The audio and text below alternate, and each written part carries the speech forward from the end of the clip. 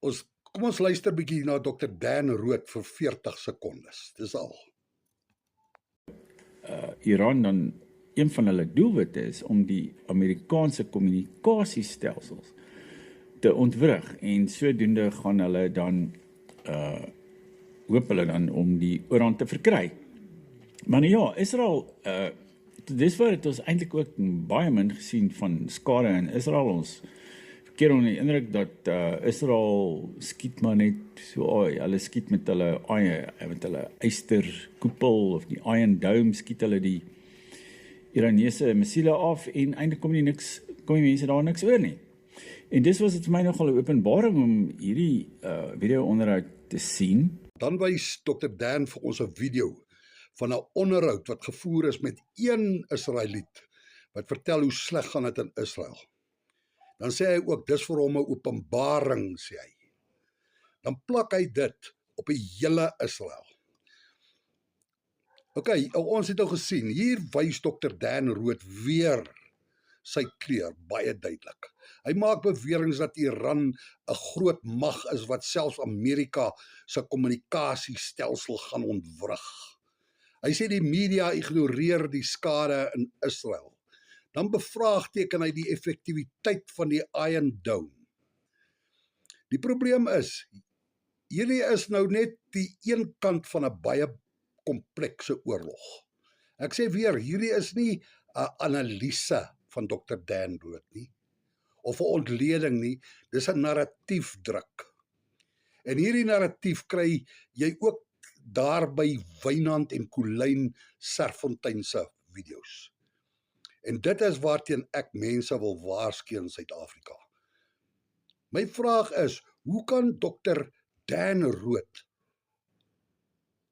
'n intelligente man, so sterk narratief druk, wat Iran se rol in 'n oorwinning of in 'n oorhand laat klink?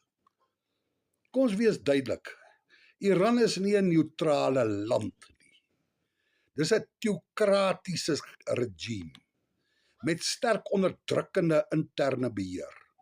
Geen vryheid nie, net 'n lang geskiedenis van streekskonflikte, al vir 47 jaar.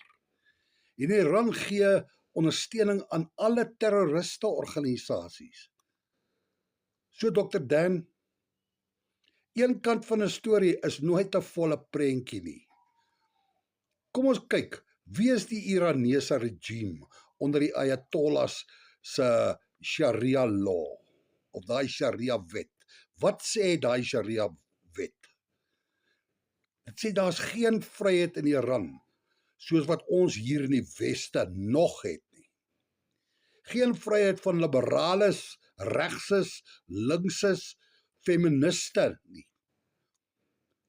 Trouwens, die eerste vrou wat aan die Iran se kabinet gedien het, in die vorige regering, is deur 'n vuurpeloton tereggestel toe die Ayatollah Khomeini oorneem.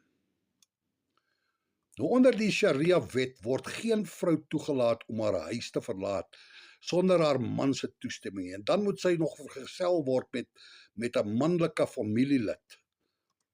Anders het sy geen reg op klere, behuising of kos nie.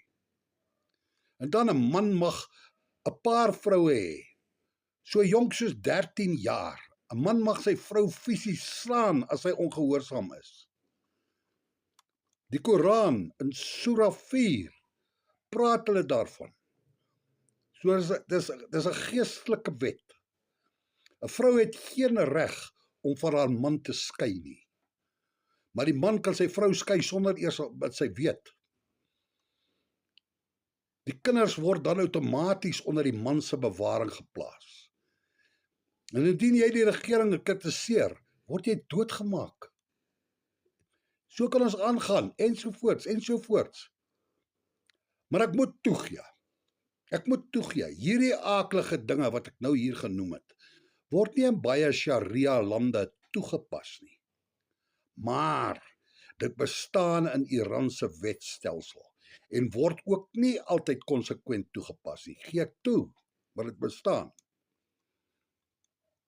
En dit is afhangende van die Ayatollahs.